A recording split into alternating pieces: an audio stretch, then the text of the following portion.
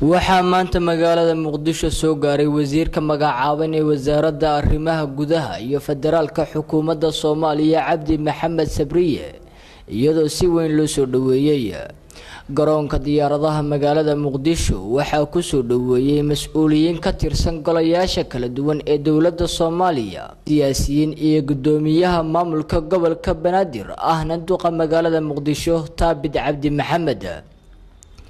dhammaan siyaasiyiintii iyo mas'uuliyiintii ka hadashay soo dhaweynta oo ay ka mid ahaayeen gudoomiye Taabid Cabdi Maxamed Professor Cali Maxamed Geediyo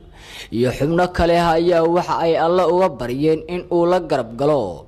xilkaasi loo dhiibay iyagoo shacabka ugu baaqay in ay la shaqeeyaan wasiirka cusub gudaha federaalka ee dib u heshiisiinta awaalka injineer Cabdi Maxamed Sabriye waxaan leenahay xilka lagu magacaabay Ilaahay ku fuudeeyo sida rasaarihii hore uu sheegay aan hambalyo kaliya maaha waa inaan u duceynaa garab istaagnaa waxaan leenahay soo dhawow insha Allah taala garabkaagan taaganahay aan xilkana Ilaahay ku fuudeeyo aan waxana marqaati kugu filan inta maanta ku hor joogta insha Allah ka badanna markaad xilka la wareegtay ku garab istaagi doona insha Allah hambalyo soo dhaweynta wasiirka cusub ee wasaaradda arrimaha gudaha federaalka ee dib u heshiisiinta injineer Sabriye waxaan u maleynayaa inay tahay munaasabad waqtigeedii ku timid qofka marka xil loo dhiibay la magacaabo waxa ugu daran qofka la yiraahdo yaa yaqaan waa nasiib wanaag inuu yahay mutacallim aqoon-yahana oo la yaqaano la lahayn muxuu yahay xagee ka yimid dalashada ma ka soo galan la lahayn waa ku hambaleynaynaa mas'uuliyiinta goobta fadhida soo dhaweyntiisa ka qayb gashay iyo inta maqlaysaba hambalyo kuma filnaa loo duceeyaan leeyahay hana loo ballan qaado in lala shaqeeyo mudane injineer Cabdi Maxamed Sabriye wasiirka magacaaban ee arrimaha gudaha ayaa ka mahadnaqay sida wanaagsan ee loo soo dhaweeyay wuxuuna ka codsaday bulshada Soomaaliyeed in ay ka caawiyaan sidii uu u gadan lahaa waajibaadka loo igmaday xubnaha ka jooga golaha wasiirada xubnaha ka jooga labada gole ee baarlamaanka gudoomiyaha gobolka prime minister keenni hore boqorada iyo salaadiinta iyo odayaasha gabdhaha dhalinyarada iyo dhammaan bulshaweynta meeshaan joogta runta markaan idiin sheego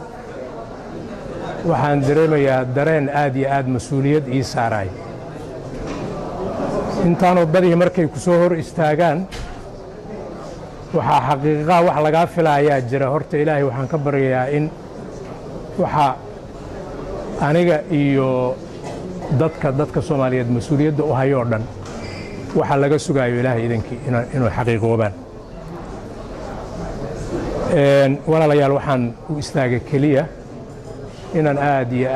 aad idinkugu mahad celiyo idinkaga mahad celiyo maalinkii la nasan lahaa oo cibaadada iyo salaada la aadi lahaa inaad waqtigiina u soo hurteen inaad tiraahdaan soo dhawow ku soo bir dadka wadanka xilka u haya Ilaahay waxaan ka baryaa anigana inaan haleelo waxa la iga rajaynayo iyo waajibaadka aan yeelan doono insha Allah waxa codsiga ah intaan hadda joogta iyo inta kale oo ama dib isu arki doono ama warku gaari doono qof iyo koox iyo dawlad midna wax ma qabato taageerada dadkeeda la'aanteed ra'iisul wasaare Xasan Cali Khayre ayaa shalay xilkii ka qaaday